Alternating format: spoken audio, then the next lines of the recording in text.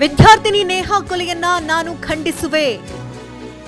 ಈಗಾಗಲೇ ನೇಹಾ ಹತ್ಯೆ ಕೇಸನ್ನ ಸಿಐಡಿಗೆ ಕೊಟ್ಟಿರುವೆ ಅಂತ ಕೊಲೆ ಆರೋಪಿಗೆ ಘೋರ ಶಿಕ್ಷೆ ಕೊಡಿಸಲು ಪ್ರಯತ್ನಿಸುವೆ ಅಂತ ಹೇಳಿದ್ದಾರೆ.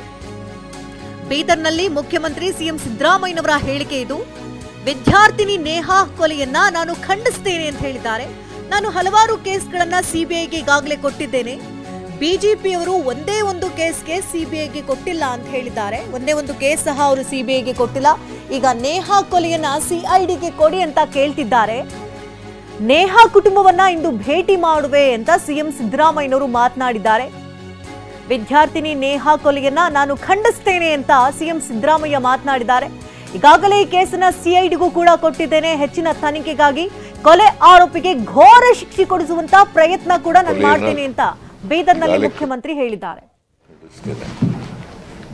ಅದನ್ನ ಈಗಾಗಲೇ ಸಿಐಡಿ ಕೊಟ್ಟಿದ್ದೀವಿ.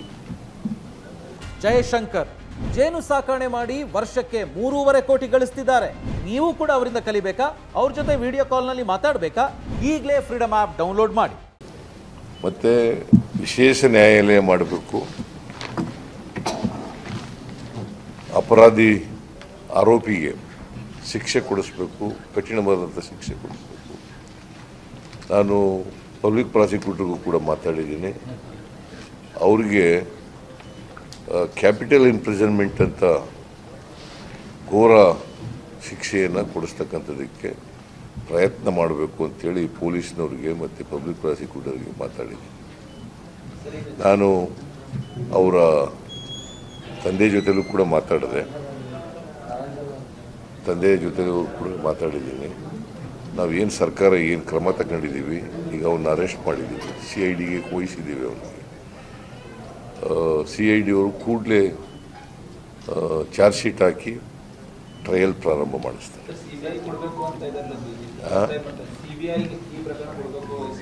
ಯಾವತ್ತಾರು BJP-ಅವರು ಯಾವುದಾದ್ರು ಒಂದು ಪ್ರಕರಣ CBI ಕೊಟ್ಟಿದ್ದಾರೆ? ಕೊಟ್ಟಿದ್ದಾರೇನ್ರಿ? ಅಲ್ಲ, ನೀವು ಕೊಟ್ಟಿದ್ದಾರೇನ್ರಿ ಅವರು ಅಧಿಕಾರದಲ್ಲಿರುವಾಗ? ನೀವು ಹೇಳಿಯಪ್ಪ. ಮತ್ತು ಅವ್ರಿಗೆ ಯಾವ ನೈತಿಕ ಹಕ್ಕಿದೆ? ನಾನು ಹಿಂದೆ ಮುಖ್ಯಮಂತ್ರಿಯಾಗ ಅನೇಕ ಪ್ರಕರಣಗಳನ್ನು CBI ಕೊಟ್ಟಿದ್ದೀನಿ. ಅವ್ರು ಯಾವುದಾದ್ರು ಒಂದು ಪ್ರಕರಣ CBI ಕೊಟ್ಟಿದ್ದಾರ? ಅವ್ರಿಗೆ ಯಾವ ನೈತಿಕ ಹಕ್ಕಿದೆ ಕೇಳೋಕ್ಕೆ? ಇದರಲ್ಲಿ ರಾಜಕೀಯ ಮಾಡಬಾರ್ದು. ನೇಹಾ ಮರ್ಡರ್ ಆಗಿದೆ, ಅದು ಅನ್ಯಾಯ ಆಗಿರ್ತಕ್ಕಂಥದ್ದು, ದೊಡ್ಡ ಅನ್ಯಾಯ. ಅದನ್ನು ಖಂಡಿಸಿದ್ದೀನಿ ಈಗಾಗಲೇ. ಅವರು ಅದನ್ನು ರಾಜಕೀಯವಾಗಿ ಬಳಸ್ಕೊಳ್ತಕ್ಕಂಥದ್ದು ಇದೆಯಲ್ಲ, ಇದು ಸರಿಯಾದ್ದಲ್ಲ. ನೇಹಾ ಕೊಲೆಯನ್ನು ತೀವ್ರವಾಗಿ ಖಂಡಿಸ್ತದೆ ಸರ್ಕಾರ. ತಪ್ಪಿತಸ್ಥರಿಗೆ ಘೋರ ಶಿಕ್ಷೆಯನ್ನು ಕೊಡಿಸ್ತಕ್ಕಂಥ ಎಲ್ಲ ಪ್ರಾಮಾಣಿಕ ಪ್ರಯತ್ನವನ್ನು ಮಾಡ್ತೀವಿ. ಕೊಲೆ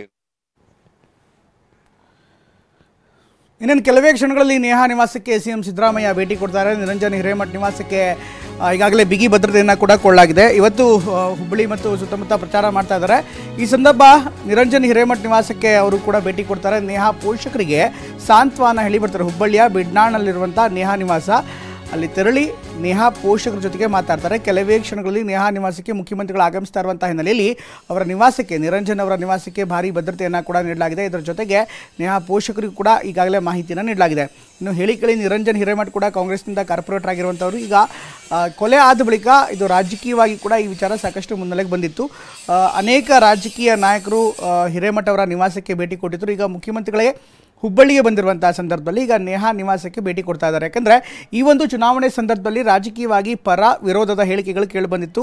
ಲಾ ಆ್ಯಂಡ್ ಆರ್ಡರ್ ವಿಚಾರನೂ ಕೂಡ ಸಾಕಷ್ಟು ಮುನ್ನೆಲೆಗೆ ತರುವಂಥ ಪ್ರಯತ್ನವನ್ನು ವಿಪಕ್ಷಗಳು ಮಾಡಿದರು. ಅದಕ್ಕೆ ಕೌಂಟ್ರಾಗಿ ಕಾಂಗ್ರೆಸ್ನ ನಾಯಕರು ಕೂಡ ನಿರಂತರವಾಗಿ ಆರೋಪಗಳನ್ನು BJP ವಿರುದ್ಧ ಮಾಡ್ತಾಯಿದ್ರು. ಈ ಕೊಲೆ ಪ್ರಕರಣಕ್ಕೆ ಸಂಬಂಧಪಟ್ಟಂತೆ ರಾಜಕೀಯ ಮಾಡಲಾಗ್ತಾ ಇರುವಂಥ ಆರೋಪ ಕೂಡ ಕಾಂಗ್ರೆಸ್ ನಾಯಕರು ಮಾಡಿದರು. ಈಗ ಮುಖ್ಯಮಂತ್ರಿಗಳು ಸುದ್ದಿಗೋಷ್ಠಿ ಮಾಡಿ ಈಗಾಗಲೇ ನಾವು ಪ್ರಕರಣ ದಾಖಲಿಸಿ ಗಂಭೀರವಾದಂಥ ತನಿಖೆಯನ್ನು ಮಾಡ್ತಿದ್ದೀವಿ, ಇದಕ್ಕೋಸ್ಕರ ವಿಶೇಷ ನ್ಯಾಯಾಲಯ ಕೂಡ ಸ್ಥಾಪನೆ ಮಾಡಿದ್ದೀವಿ. ಅದರ ಜೊತೆಗೆ ಈಗಾಗಲೇ ಅಧಿಕಾರಿಗಳಿಗೂ ಕೂಡ ಸೂಚನೆ ಕೊಟ್ಟಿದ್ದೀನಿ. ನಮ್ಮ ಜನರಲ್ ಏನಿರ್ತಾರೆ, ಇನ್ಫ್ಯಾಕ್ಟ್ ಅಡ್ವೊಕೇಟ್ ಜನರಲ್ ಏನಿರ್ತಾರೆ, ಅವರು ಕೂಡ ಬಿಗಿಯಾದಂಥ ವಾದ ಮಾಡೋದಕ್ಕೆ, ಯಾರು ಕೊಲೆ ಮಾಡಿದ್ದಾರೆ ಫಯಾಜ್ ಅವನಿಗೆ ಕ್ಯಾಪಿಟಲ್ ಪನಿಷ್ಮೆಂಟ್, ತೀರಾ ಗಂಭೀರವಾದಂಥ ಏನು ತುಂಬ ಉತ್ತಮವಾದಂಥ ವಾದ ಮಂಡಿಸಿ ಕ್ಯಾಪಿಟಲ್ ಪನಿಷ್ಮೆಂಟ್ ಕೊಡೋ ಸಂಬಂಧಪಟ್ಟಂತೆ ನಾನು ಪ್ರಯತ್ನ ಮಾಡಿ ಅಂತ ಸೂಚನೆ ಕೊಟ್ಟಿದ್ದೀನಿ ಅಂತ ಹೇಳಿದ್ದಾರೆ. ಇದಾದ ಬಳಿಕ ಪತ್ರಿಕಾಗೋಷ್ಠಿಯ ಬಳಿಕ ಈಗ ಅವ್ರ ನಿವಾಸಕ್ಕೆ ತೆರಳುತ್ತಾರೆ.